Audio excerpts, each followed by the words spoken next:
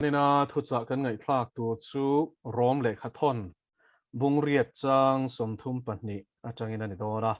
rom le khathon bung riat chang som thum pahnih ama fapa nge po zuwa lova kan za ai pe tu chuan thil zong song po athlorin min petel lovangem ni ama fapa nge po zuwa lova kan za ai pe tu chuan thil zong song po athlorin min petel lovangem ni lalpana thu thiang lim kan siar tak te kan zatan malmin som sakro se zanina thutsa kan ngai thlak tur hi athian ho sakna ren rual lo ti in kan vua lali suwa krista lalpan min pek to ber chuan enge tlak cham kan neyang tero zanina hian chu thutsa chu kan ngai thlador ani he khovela hian mishing te hian enge kan hlau thin tlak cham te kan hlau thin tero khoi train nge mi chan pui na tu lo thlengang ti in mishing ril ru hi chuan chan pui tu adap ruaya sum le pa har sat na wang te dam lo na wang te a na chung changa te fa te chung changa te ti chuan in kan mishing na hian ama chakna har sat na ato reng reng te hi chin fel tum hian na satakin chan ala thina nima sila lalpa ina min zirtir tum pera chu ama rin chana nun hi ni tlat mai ni ko lau du takte u ring tu nuna chuan lalpa lo hi rin chan dang kan nei hi arem lo ti hi bible zirtir na ni thutlung hlui atang hian thutlung thar thlengin chiar chuak ta ila rin na kong lalpan min zirtir zela ti chuan ama rin chan hi Israel fa te azirtir na hi thutlung hluya fia takin kan hmuwa thutlung thara chuan tir ko te lalpan chu kong chu zirtir le a chu rin na chu Thlarau thiang lim zara chuan nein lalpan atir nang zelin thu soi duang zelin lalpan ko shan te kha kai shwai chen ani ti tir ko te thil ti atangin kan hmut heya Thlarau thiang limin en tinan voi khat chu chong ngeya an chong chai lain pola le sila chu atana pola le barnaba kan sei swal chu pola le barnaba chu atana ser shang turin Thlarau thiang limin an chong chai lai khana shia tir ni tir ko te thil ti bung som pathuma chu thu chu kan hmuwa ti chuan zirti te chuan pola le barnaba chu lalpan antana rongbol na aruat sak thok turin an ser shang top mai ni ti chuan ko shan te kha Thlarau thiang hlim hruain an lo om thin ani chu an kal na tur te po kha lalpan angai to sak feka entina te ko pola te kha Asia raman lu an chu tum khanin voi khat chu Thlarau thiang hlimin rem ti tlat lo ani tero Asia raman lu an tum lai khan zara mumang lama chuanin Macedonia mi chuanin min ron chan pui ro u aron ti ni ta chuan chu mumang chu lalpa thu cha ni ti kha she thiam tur khopin pathian du zong ti turin pathian an ring ti na ni chu ko na du takteu ring ti om zia chu mo in ngat ani sap chong takin trust ani irin zong ani em lalpa hi zani na hian chu lai chu chai pui cha ka du ni pathian rin om zia kan shit lo wang hian kan ring ngam thin lo ani pathian rin om zia she tur kan dai ngam lo awang hian arin om zia kan tem lowa chu chuan kan nun hi ti doi zepa hlo na te rin hlel na te chu chuan aron ti piang chin ani tero ko na du takteu chu tiang tur ani lo ve thil mu thei te ni lovin thil mu thei lo te clearin kan kal ti hi bible na kong min ko mu chu ani a chu chu korin thon hi na bunga chang saria ain zia ka ni thil mu thei te hi rin angai shan lo en tinan tu na lalpan a rongbol turin a ko ta chea bank account ta khanin sum nga tok ta la khoi muna polal pana kal na tura atia pia nga ram dang po ni sela in to del em ta la pathian irin chan tur kha om reng reng lo ni tro in nei long i lei the long ni ma selang ni nei lo chia khan lalpa irin chanangai ta ni tro ka una chu tiam pokin lalpan ti dam lo te chunga kut ngata ti dam turin a du chia iti thailo sia i shiat na tak khan lalpa arin tir che ni tro atira chuan hlau thong chung ni tiang mà sẽ langin mo với nia hiền he rin na công à hiền rin na nei chen tròn sain i dai ze lang ti lam ni lovin lalpa thu lau le khur chung poi oi zel na khan chu ni Philippines bung ni chang som pan hi na min zir tir tum chu lau le khur chu in chan nam na thok chho ro ti zia chu a khong ai na kan chan to hi mi sing hian pathian arinom zia chu theory chon she ma ila ataka practical lal pan dai tu ra min ti che hian kan khur thin ti ro với na hian una tu herin na konga mason dan hi practical takin soyang lalpan imishing na ti rual lo kha ti turin na phut fo don che chu turin na konga ni tlat aman ati thewang ani hallelujah lalpa chu fakinom ro se helai chang in nge min zirtir ama fa pa mal nei chun po ui lo min petu chon chung zong song chu a thlorin min petel lo ngem mi ati ni chu wang engkim hiring tu ta ni ti kan sia tangai tor na po kan ta ni oh sum le pa kan mamo ho na chon chung po chu lalpa za ra chon lalpan kan mamo tok min pe zelang lalpa chu fakinom ro se tak cham na reng hilal pa ram rong bol na hianom lo anung zui tla cham anom ngai lo lal davida chuan he thupoi mo lut tuk hi alo soya putar no pang kan tu na putar kan ito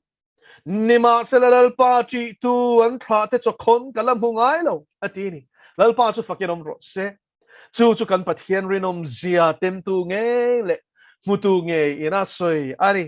câu nào tiêu gia đình ai hiền lal pa chặt zia le rinom zia a hau sak na ren rual lo tem tur chuan mo ke pen ve pho tangai câu nào tiêu ke pen lo hi chuan a chặt zia le rinom zia hin mun lo ni tero nima seleng na pen a piang hian a chặt zia le rinom zia le hau sak zia le thil ti thei zia a fin zia le manin tum chop jehovah zire manin tum chop pathian ani zia hin phu chiam chin tero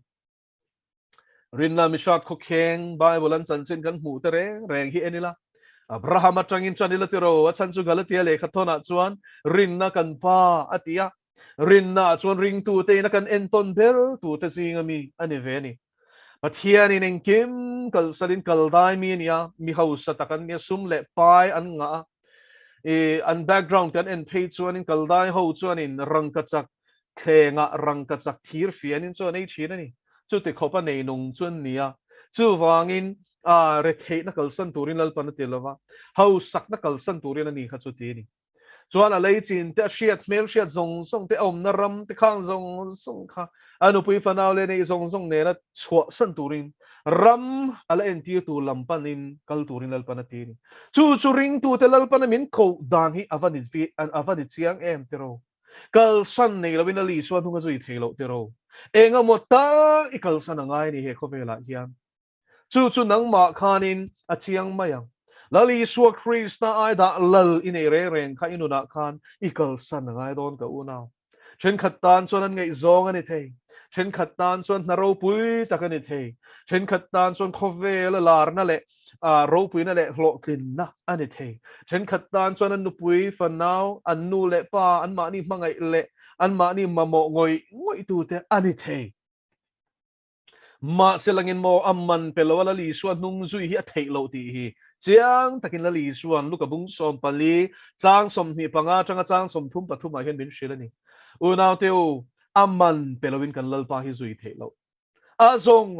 ngai bok lalpa chu fakirom ro se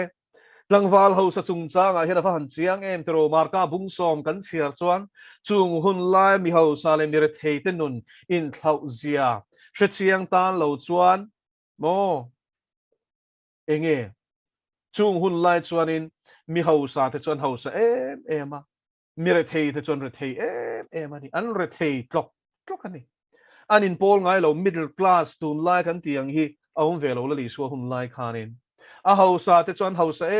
em ruai anin che sia hi ni ringo ta choya hian anin som sia ka tu nge che thei anin tia anin ti siak thin ani oh mi re thei te chuan in apon lut phal lo ani chu tiang ani lai chuan he tlangwal ho sa hi chuan chu class in thlau lut tuk a chu mi pui mi mil ten la li suan zui thin ti kan share bible kan chial chuanin ama mo na sang tu khala li suan he na khanin mi zong ma marka bung so na min shildan phe chuanin lali suam ma ron ching chirupa ti tu chatuana nun na ka nei thena nge ka tiang ron ti ni tro khatiang ta ka tui hal te chu tro tun lai chana a member zong ta reng ring thar tur i so zirti tura zirti ni tura siam tum reng zong ta chuan mo seeker sensitive an tia chu tiang chuan he tiang te chu local an ti main tro ma se la li so na ti vem ti lo thu pek te chu share lo mo i inu le pa thu oi ro ti te ti chuan tual that chu uire su khang zong kha thu som pe ka mi tam tak kha shila tin hun dang mi por shila ni chu ta chuan chung chu no pang te kanin ka nia tangin ka zom to lo ma ti chu chuan in an ni na an nam a shila zuda tlangwal zuda no pang fel tak ani ti shia ta a chuan chu zuda in chung khura chuan kum thum an ni thleng hian an nu ten pe a kum thum an ni hian nu te nek an ban ti ra ni chumin hnuah chuan an pa ten thei pato pin pathian thu an hrilan zirtir chhovani chumin hnuah chuan sunogok an kaltir chuta chuanin rabi ten zirtir tu ten pathian thu kha an zirtira an bai hat tir thin ani chu tiang chuan uluk takin zuda chung kwa sei lian mi pano pang ani ti kha pathian thu chu no pang te ka nia train ka zoma lom khang thu som pek le pathian thu pek te reng kha ka zoma lom atia ta chuan la li suat chuan inti ti bible chuan a mangai ta a ti ni a mangai ta ati a mangai ti hilal pan inti ti chin en zelang o thut ta ka shil chin chu ta chuan la li suat chuan thil pakhat che kong khat che ila ba a ti ni inei zong social la pathiat ne na pela mizuiro a ti ni la li suai na anunga zui na turata na kha tlangwal nu na nok sak ber chu sum le pai ni ti kha a mutlang khat langwal khana ni le chatuara nunna duem du e mi ho sign mi te an pol ngai lon jinga pon tlangai lo kan ti kha ma se chu pa chuan lali suat chu i engang mi nge hual ti kha buai thei to lo anun tui ha lu tu kha lali suam ma ron kalpon ni lova lali suam ma khan khongai ron di li na thing thir ru pan chu ai pha niam ngai na chu man mi te ro mà sẽ chúng ta chia chuan là lý xuân nung duy à du em lại chuan là lý xuân chuan in à nung duy tur à man pek tur an shil chia chu Bible in min shil dana chuan a mail chu dur ta khui mai ni lungai takin ki le ta ni eng wangin mo a hausa mà phải câu nào tiêu he le hausa te hi an van khong ai thak don em te ro mi hausa van ramaluai chuan in sangong se shiao bengalo also ka tini na liswan ko na teo zani na hian mi ho satan hele ho satan ti hian la liswan nung zui hi ban hardon eng kim nei te tan hian zui hi ban hardon a thei lo chu ni lo lal pa nen chu na thei ma se mo kal san tur hian van na bi don te ro ma se chung kal san ngam piang te chuan nun an neya lal pan lo chara mi ho sapui te pon lali suan zui thu te kan shia count Zinzendorf te a chan chin te kan shetoi mo ka shelova ei mi ho salutuk royal family kan tiang chi aristocratic family atanga ron piang ania in le lo zau takania an ram opchina chuan alal ber bokani chu tiang chuan count ania title po nei sang in ro pui le a ma seleng chung chu chuanin lali suatan hian in pehlom tap anei zong khalal patan afang pekani weini ai hianin a theilo chuni lo nima selangin khatlang wal kha chuanin a thei talo ni khatero chatuan nun na va han nei te ma se nei lovin hota ni va han poi va han du nima selangin aman pe turlal panashil chi kha chuanin lungai takin ki le ta ni khatero zarina hian he thu changai thatu te zong song hian ngun takin in zo tang u lali suan nung zui tur hian a zong i kalsan ngamem i chung te kalsan ngamem i nun nang ma khain kalsan ngamem re thei huamin chan huamin tor huamin mo vuak khuk top huamin i suwa hi i zui ngamem in zotro ti mai ni lo ko nau teu lali suan anun min pe ka hi chang tur chuan a zong song ngai hallelujah in thin lung zong song min zon huna mi buang ti kha chu wangin zanina hian thin lung zong song lal pai zon chuan pung e to na ni ro hlu ber mi na mu to chuan ti ro khami ro hlu nei theina tur tan khana nei zong song pa shala a lei mai ni kha chu tiang chu ni lali sual hu jiami na shia to chuan in thil dang zong ai na thang to shi na ni nun tam nei tu te chu tu te nge lali sual nei tu te hin thil dang zong ai pathian papa an thi ai thi tho le ta zo duaringa ne na nun hlan tu lalpai ta kani ti tu te hin thil dang zong ai lali su ka du che chan fik don ma ila lalpa ka thlang zok che ti tu te hi mi hau saber an ni chu nun tam chu nei ve do em ka una zong zong lalpa na phuti hi riang che za kan lalpa hian na phuti hi riang che i rem cha nang tokin ti om ve lo bible hian hallelujah lalpa chu fakenom ro se a zong song kan ta na pe lom enga nge zong zong a phut lawang anun chan ve kan ta na hlan le nem atak sa chan ve kan ta na hlan le nem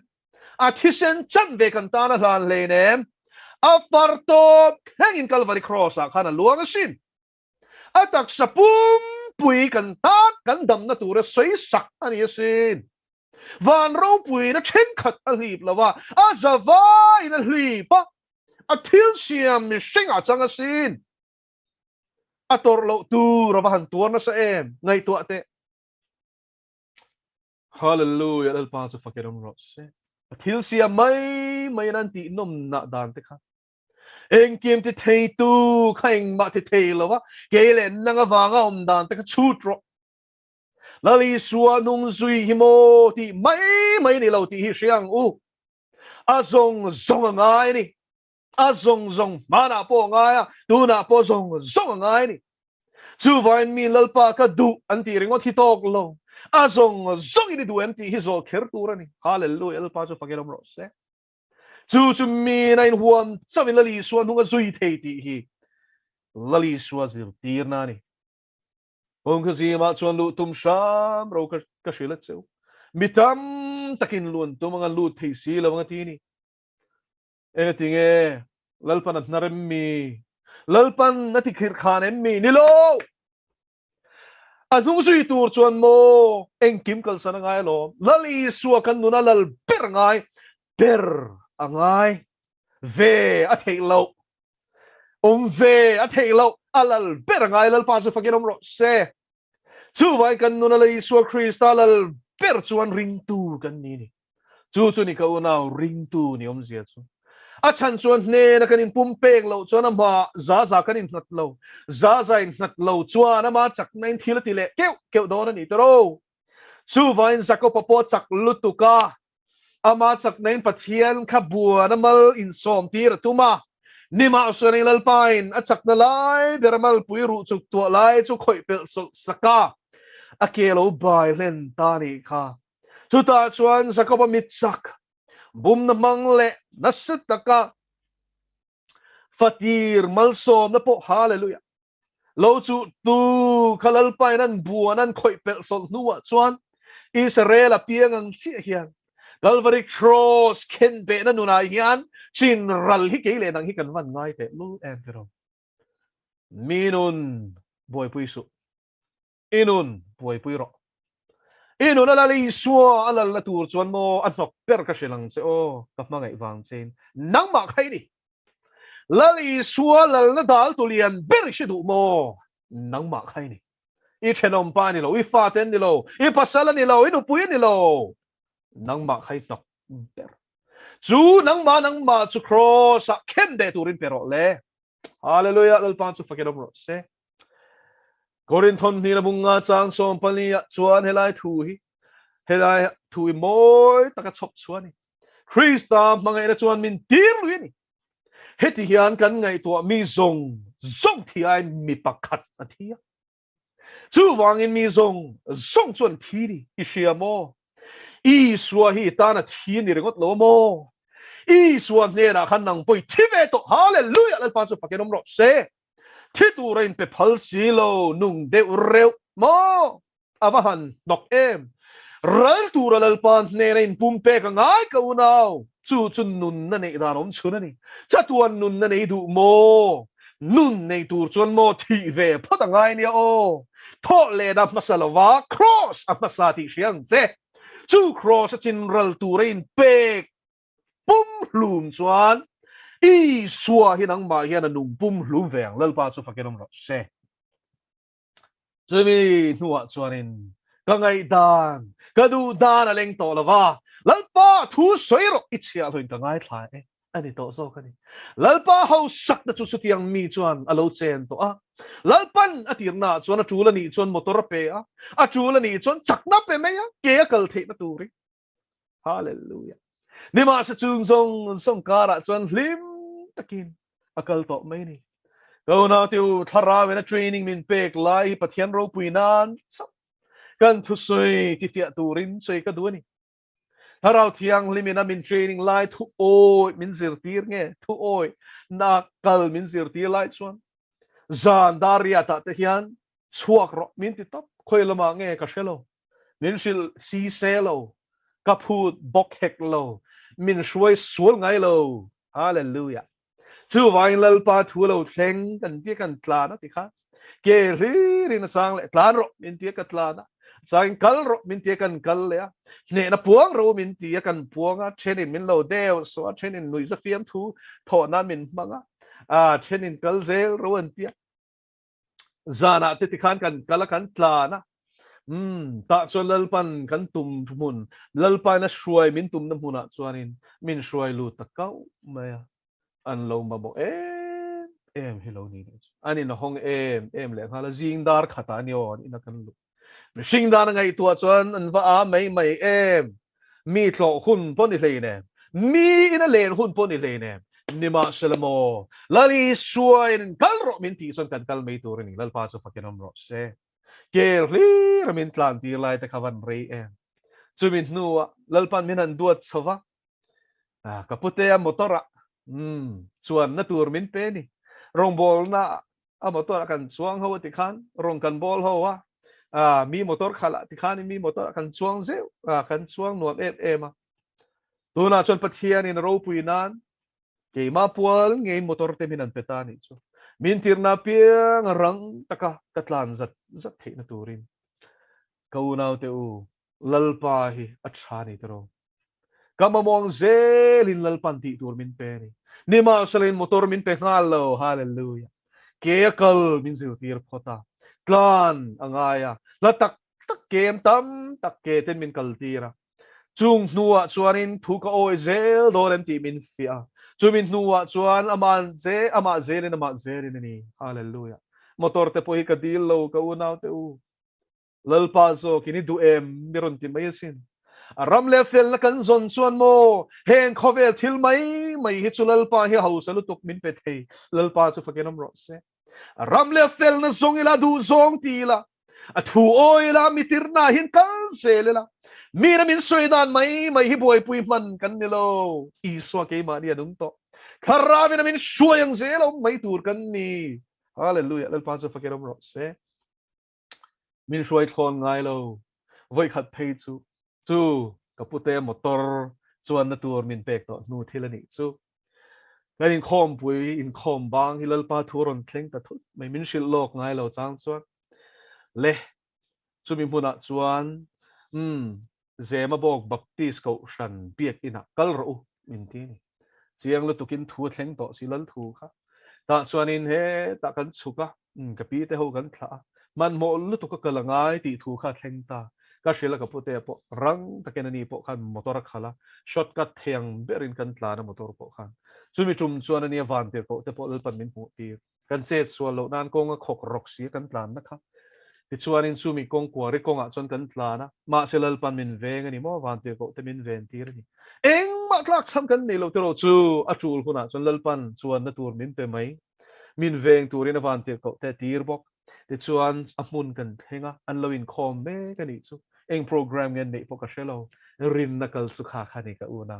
ti chuan kan thenga lalpan thu soi tur min lo pe a crusade kan lo nei zo che kha ko shana khan chumin nuwa chuan lalpan thu min soi ti chu kum tam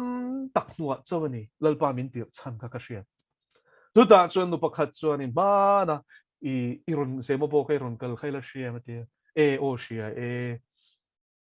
khami chum khan I thu soya khan mo chu mi chu ain pu chua ka sin hallelujah lalpa chu fakirong ro se Thlarau bo pakhat tan khan lalpan min tir fang ani lal thu pe ka van man mo em lo na teu zani na hian mo alar lamani lo atam lamani lo eng za nge ron lu ti vel hi boi pu ngai lo mo ati tak lalpa du tak tu pahnih khat ron lut sela chu va han tok em lalpa chu fakirong ro se chu mi tum po chuan chu Thlarau pakhat chu lalpan chan chua du wang khan min lo tir khalo ni leng reng ani chu I tir chan ka shelo thu ka oi mai ni lo nau teu Pathian Thlarau hruai hian om ve te utero inom me kang chen khat chu Pathian in abuat sai me cheu po niang lalpa hruai a om tluk khi a om lo ani a o khovel thil poi kan tla cham lo kan buai pui chuang lo kan tla cham lo a chang chuan ka bank account ta sumom za te ka ngai to don china I bank account ni lo in ke mai ngat ro ni ron ti le chin ka har le zo chin ni mo lalpa min ngai da bang che mo he khovela enga mo zat ka lo khove team te na hi ka lo en alom le I hau sak na ren rual lo en tu zo kan ni line hallelujah lalpa cho fakiram ro se lo nau tu eng na ba khovel ti sa chon ka thok lo de ro ma sen na ro pui be lele van la ber na ka thok sin hallelujah Krista rong bol tu kan ni ve hi kain chuang ani lalpa cho fakiram ro se arong ka bol sak ro pui zi hi tu na lalang ri lo ma se la ala lang don cha hallelujah hallelujah amen ro pui na le thil ti the na ne na in thuam fam ki maron kal huna chuan turong nge ka bol ti hila lang do na no to na teu chu tun khovela hi chuanin mi mu sit te mi kam chetleu te kan hlong te ro hlo zel tur kan ni lo lung oi ta ka tor mai tur mal som hlau tur ani a lali suwa alom chona to hallelujah lal pa so fakerong ro se to na teu tu nge ti lom kan tu ma kan sian to chuan he mi sing hlui cross a ken be ni a Krista ki mani nun to chuan mi te ti hian min ti boy to lo wa mi te min thir danin nun ti boy to lo wa lalpa kan chunga lom chuan kan lunga oi to sin chu nun tam lom ka u nau hallelujah mari so po lim ta kaminom tlei tu sin sang phei chuan chian ka ma mo lo lutuk te hi mi ka va ang lo em te ka intellect lek chin ma selangin apoi ka ti em lo chian han ti em tu ka nei mi lo sin ma sa chian thaber ka nei thunga azara chuan a mangai te chu ka u nau ten no ni re te ka mo u nau ten nu pui a enge nu te pa te u nau tam taklal pan na pem cheu ti kha ka she thiam ta Krista zara ka u nau te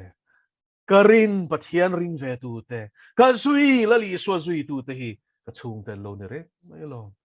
mo chung kwa ka van nei zau em thian circle ka van nei zau to em lalpa zara chu wangin zanina hian lo nau te cross thiro le thiro ti chuan I suan ang ma anunga Tin anung te chuan ma ni taran nun to lawan thi a thi a tho le taran nun to zong na tu ren ani mi zong song thi ain a thi ni lalpan a thu kan soi tak te a thu tak kan soi tak te kan za ta man som sak ro se